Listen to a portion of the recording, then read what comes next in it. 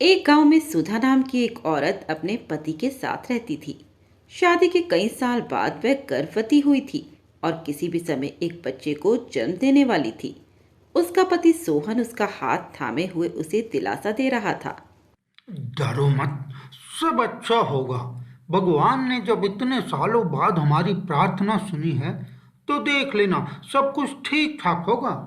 बहुत डर लग रहा है। वो तो मुझे भी लग रहा है, लेकिन मुझे भगवान पर पूरा यकीन है, सब कुछ सही होगा। थोड़ी देर में डॉक्टर सुधा को ले जाते हैं और कुछ ही देर में खुशखबरी आती है कि सुधा ने एक बहुत ही प्यारी बच्ची को जन्म दिया है। सोहन की खुशी का ठिकाना नहीं था। उसने अपनी जेब में देखा तो कुछ पैसे पड़े हुए थे। वह तुरंत मार्केट गया और वहां से मिठाई लाकर सबका मुंह मीठा कराया और फिर एक दो दिन बाद में सुधा और बच्ची को लेकर घर आ गया। कितनी प्यारी है हमारी बेटी। हाँ सुधा, हमारी बेटी बहुत प्यारी है। अब मैं दिन रात मेहनत करूँगा, अपनी बेटी को किसी चीज़ की कमी नहीं होने दूंगा। इसको कभी एहसास नहीं होने दूंगा कि ये गरीब घर में पैदा हुई है। सुधा और सोहन दोनों ही अपनी बेटी को बहुत लाड प्यार से पालने लगते हैं और देखते ही देखते 7 साल बीत जाते हैं। उनकी बेटी कंचन सारे घर में चहकती फिरती है। एक दिन कंचन अपनी सभी सहेलियों के साथ खेल रही थी कि तभी वह अपना सर पकड़कर बैठ जाती है। उसकी सहेलियां उसकी तबीयत खराब होता देख उसकी माँ सुधा को बुला लाती है। क्या हुआ कंचन? क्या हुआ बेटा? मेरी बेटी, वह बहुत परेशान है। मुझे उसे देखने जाना है। वह दिन रात अपनी माँ को याद कर रही है। कंचन, ये क्या मजाक है? तुम खुद इतनी छोटी हो, तुम्हारी बेटी कहाँ से आ गई? तब तक सोहन भी वहां आ जाता है और वह बच्चे भी वहीं खड़े होते हैं कि कंचन बहुत बुरी तरह रोने लगती है। आस पड़ोस के लोग भी वहां इकट्ठा हो जाते हैं। क्या हुआ कंचन बेटा, ये तुम कैसी बातें कर रही हो? मैं झूठ नहीं कह रही। मेरी बेटी बहुत दुखी है। मुझे उससे मिलने जाना है। वे लोग अच्छे नहीं हैं। कंचन रो रो कर अपनी बेटी से मिलने की बात कर रही थी कि तभी सोहन को लगता है कि कंचन जरूर अपने पिछले जन्म की बात कर रही है। अच्छा अच्छा बेटा, तुम रो मत और मुझे बताओ क्या बात है। तुम्हारी बेटी कहाँ है और तुम्हारे साथ क्या हुआ था? मेरा नाम सीमा था। मेरी शादी एक गरीब परिवार में हुई थी और उस गांव में जब कोई औरत गर्भवती होती तो सभी लोग भगवान से प्रार्थना करते कि उनके यहाँ पर बेटा हो। बेटी का होना उस गांव में शुभ नहीं माना जाता था। जब मैं गर्भवती हुई तो मुझे भी इस बात का बहुत डर हो गया कि कहीं मेरी बेटी हुई तो ये लोग मार डालेंगे। मेरी सास मुझे दिन रात बस यही बात बोलती थी। देखो सीमा, तुम बस दिन रात भगवान से प्रार्थना करो कि तुम्हारे यहाँ बेटा हो। अगर बेटी हुई तो तुम्हें पता है ना इस गांव में बेटी के साथ क्या करते हैं? या तो उसे मार देते हैं और या फिर। वह अभी अपनी बात पूरी भी नहीं कर पाई थी कि सीमा बीच में बोल पड़ती है। मैं प्रार्थना करूंगी कि मुझे बेटा हो, लेकिन मुझे एक बात समझ नहीं आ रही माँ जी। आप और मैं भी तो लड़की हैं। लड़की का होना इतना अशुभ क्यों माना जाता है? अरे लड़की पैदा होगी तो खर्चा होगा, लड़का पैदा होगा तो कमा कर लेकर आएगा। बस तू एक बात का ध्यान रख कि लड़का ही होना चाहिए। अपनी सास की बात सुनकर मेरे मन में डर बैठ गया और मैं हर समय भगवान से प्रार्थना करती थी कि मुझे बेटा हो, वरना ये लोग मेरी बेटी को मार डालेंगे। पर भगवान को तो कुछ और ही मंजूर था। जब मैंने बच्चे को जन्म दिया तो मुझे बेटी हुई। मैंने अपनी बेटी को तो किसी तरह बचा लिया, लेकिन मेरे ससुराल वालों ने मेरा जीना हराम कर दिया। मुझे छोटी छोटी बातों पर डांटा और मारा जाने लगा। कहा था ना मैंने कि हमें बेटा चाहिए, फिर भी तूने एक बेटी को जन्म दिया और हर वक्त इसकी ढाल बनकर इसके आसपास रहती है। मेरी बात मान, तू इसे कहीं घने जंगल में छोड़कर आ जा। पर मैं अपनी सास की कोई बात नहीं सुनती। मेरे पति भी मुझसे अब नाराज रहने लगे थे। वे हर समय मुझे बेटी होने के ताने देने लगे। जैसे तैसे करके 3 साल निकल गए। मेरी बेटी बड़ी हो गई।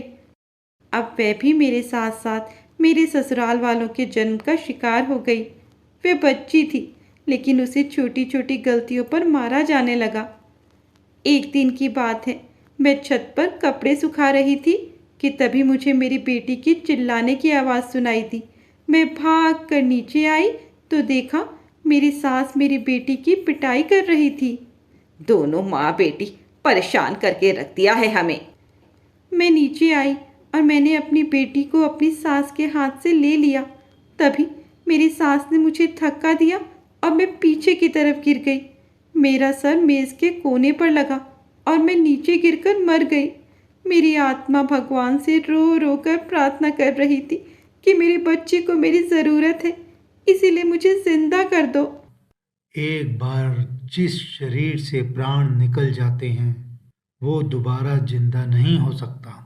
तो भगवान कुछ भी कीजिए, मुझे मेरी बेटी की रक्षा के लिए वापस धरती पर भेजिए। मैं रो रो कर भगवान से प्रार्थना कर रही थी। तभी भगवान ने मुझे माँ की गोद में भेज दिया। मेरी बेटी बहुत परेशान है, मुझे उससे मिलने जाना है। तुम्हारी कहानी तो बड़ी ही दुख भरी है। तुम मुझे अपने गांव का पता दो, हम लोग वहां जाएंगे। तुम रोना बंद करो, हम तुम्हारी बेटी को बचा लेंगे।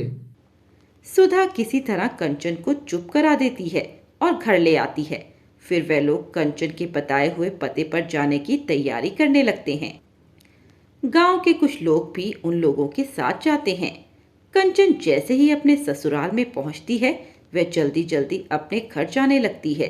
सब लोग उसके पीछे पीछे वहां जाने लगते हैं और वह एक छोटे से घर के सामने जाकर रुक जाती है। कंचन, क्या यही तुम्हारी ससुराल है? हाँ, यही मेरी ससुराल है।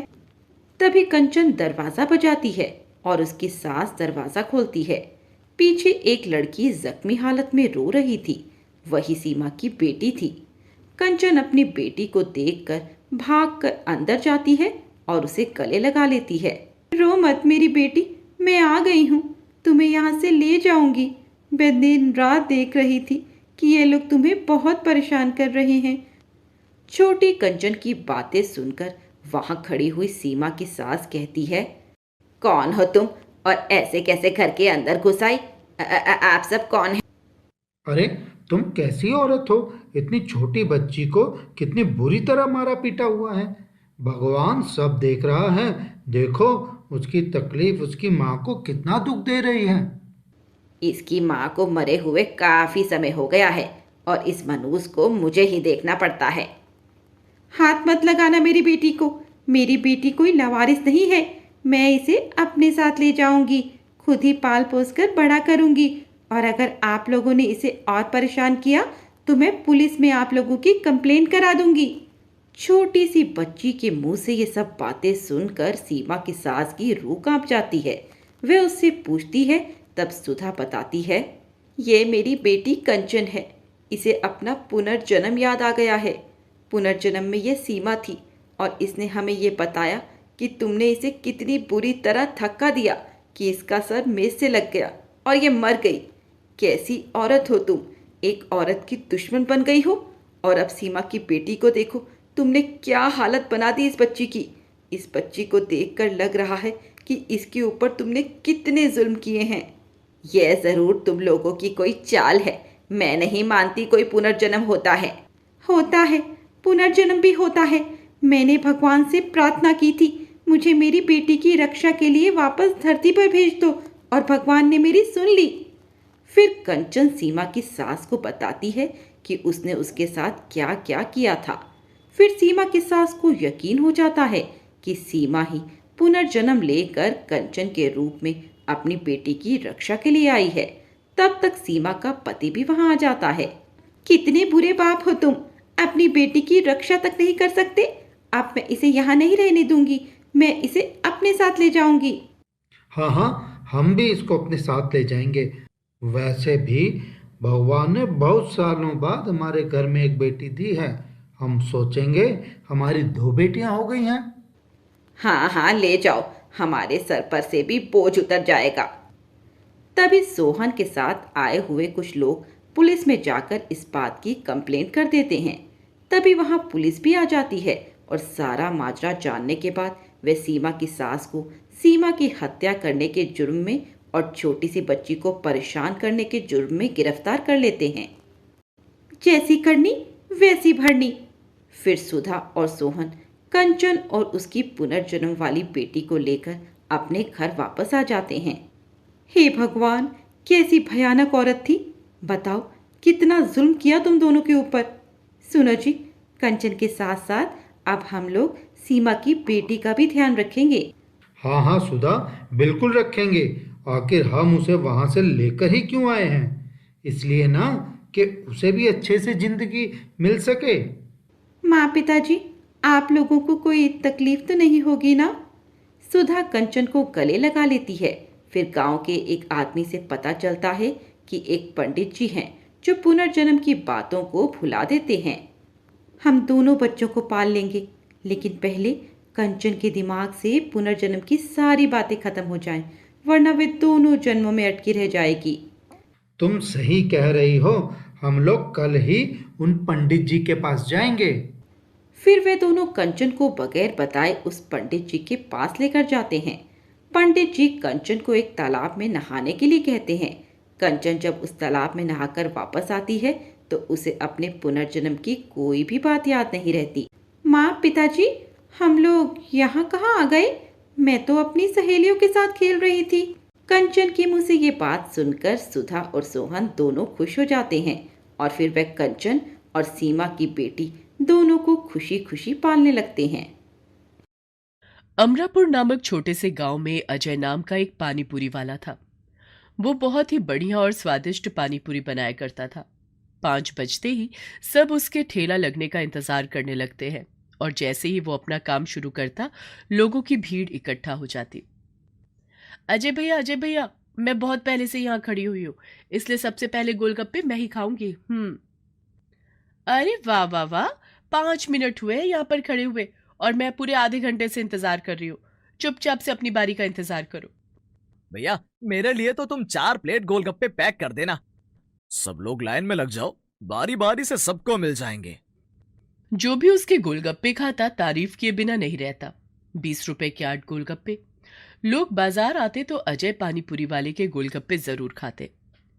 कई महीनों तक अजय पानीपुरी वाला इसी तरह लोगों को पानीपुरी खिलाता रहा। फिर एक दिन उसने अपने पानीपुरी के ठेले पर लिख दिया 20 रुपए के 6 गोलगप्पे। अरे भैया, तुमने तो तरक्की कर ली, 20 के 6 कर दिए।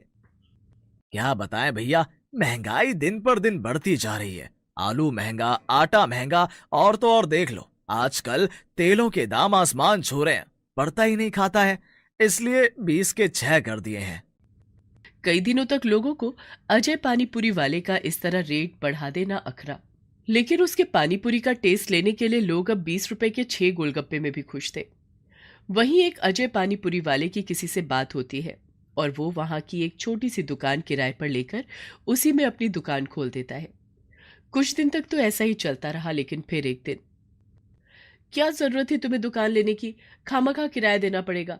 अरे ठेला ही ठीक था, हमारे ऊपर अलग से खर्चा बढ़ गया है, किराए के पैसे भी इसी से निकालने पड़ेंगे। तू फिक्र क्यों करती है, मैं सब कुछ देख लूंगा। जहां लोगों ने गोलगप्पे कम होने पर थोड़े दिन ऐतराज किया, फिर खाना शुरू कर दिया, इसी तरह ही अब मैं हर चीज में थोड़ी थोड़ी मिलावट करके देने लग जाऊंगा।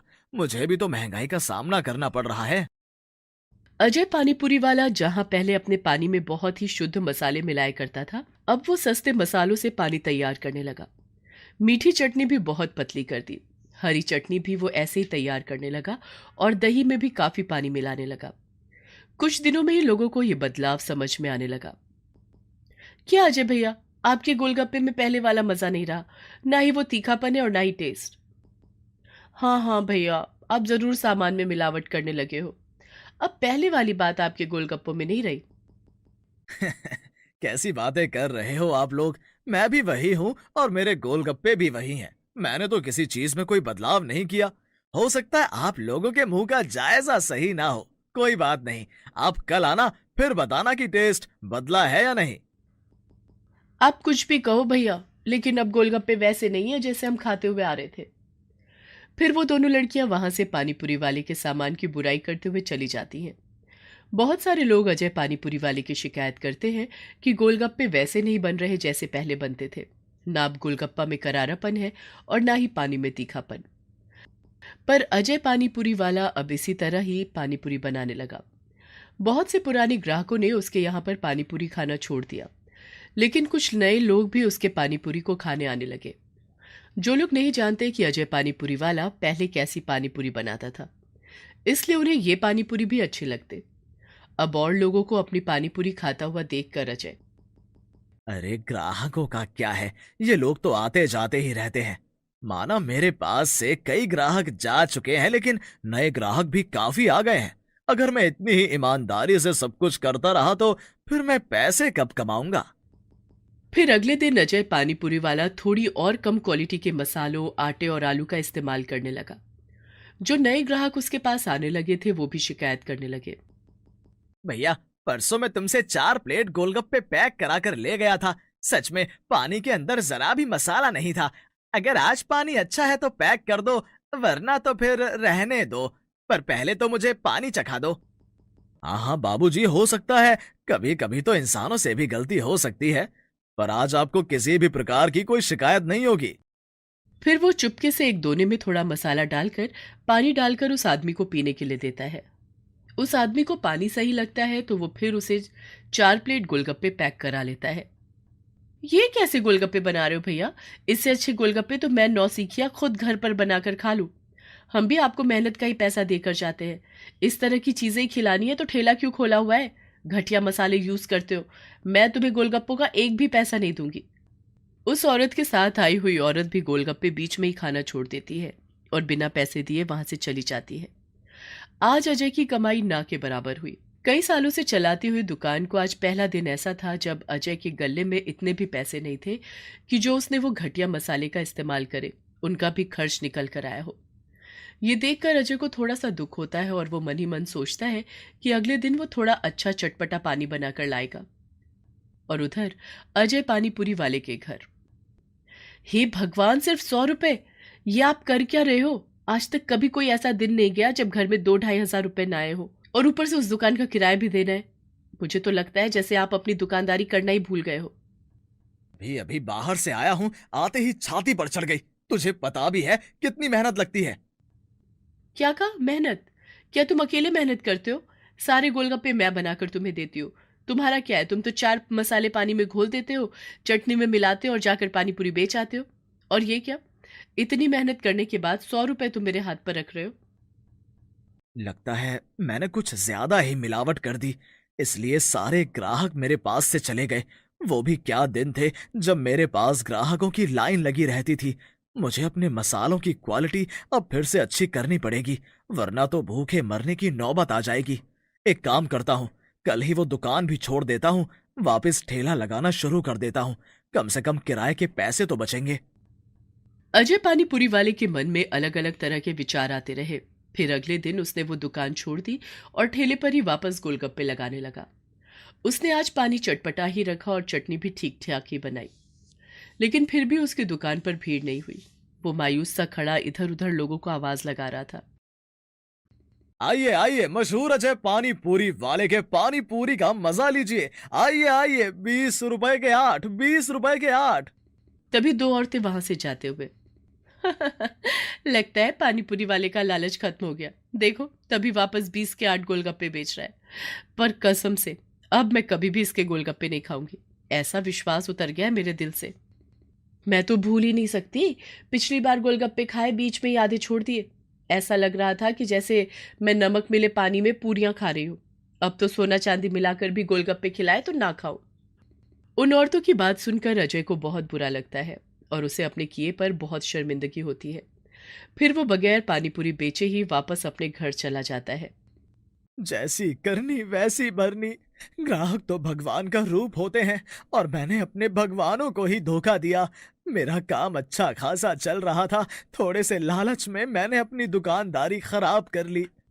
हाँ, गलती तो हम लोगों से हो ही गई है, पर अब हम ही इसको सुधारेंगे। तुम कल से वापस वैसी ही पानी पूरी बनाना और चटनी और पानी भी, फिर लोग खाएंगे तो वापस फिर तुम्हारे ठेले पर आना शुरू कर देंगे। अगले दिन अजय पानी पूरी वाला पानी का मसाला तैयार करके जब पानी में मिलाने लगता है तो वो कई बारी पानी को चखता है, पर पहले जैसा पानी बनता था वैसा पानी नहीं बना। उसने चटनी भी बनाई लेकिन वो चटनी भी पहले जैसी नहीं बनी। ये सब क्या हो रहा है? मैं क्या पानी पूरी बनाना भूल गया? जब मुझे खुद ही वो टेस्ट नहीं आ रहा तो मैं ग्राहकों को कैसे अपने पास बुलाऊंगा? सच कह रहे हो, ये पानी वैसा नहीं बना। लगता है इतने महीनों तक मिलावट का सामान बनाते बनाते हम लोग भूल ही गए कि असल में हमारे पानीपुरी का टेस्ट कैसा था। अजय पानीपुरी वाला अपने लालच की ही वजह से अर्श से फर्श पर आ गया। वो कई दिन लगातार ठेला लेकर गया लेकिन वो अपना भरोसा खो चुका था। अब लोग बिल्कुल भी उसके ठेले पर नहीं आते। आखिर में थक हार कर उसने ये काम बंद कर दिया और एक बड़ी सी दुकान वाले के यहाँ काम करने लगा। पर जो कोई जान पहचान का आदमी उसको वहां काम करते हुए देखता तो हैरान होकर पूछ ही लेता। अरे भैया, तुम तो अजय पानी पूरी वाले हो ना? अपना ठेला बंद करके यहाँ काम कर रहे हो? काश आपने लालच ना किया होता तो आज आप अपनी दुकान पर ही रह रहे होते। हाँ भैया, सही कह रहे हो। लालच तो हमारे मन में आ ही गया था। मेरे जरा से लालच ने हमें क्या से क्या दिखा दिया, वो भी देख लिया। कहाँ अपनी दुकान के मालिक हुआ करते थे, आज किसी के यहाँ नौकर बनकर काम कर रहे हैं। पर एक चीज जरूर सीखने को मिली। अब जब कोई भी मिलता है हम तो बस यही कहते हैं कि लालच मत करना भाइयों, लालच बहुत बुरी बला है।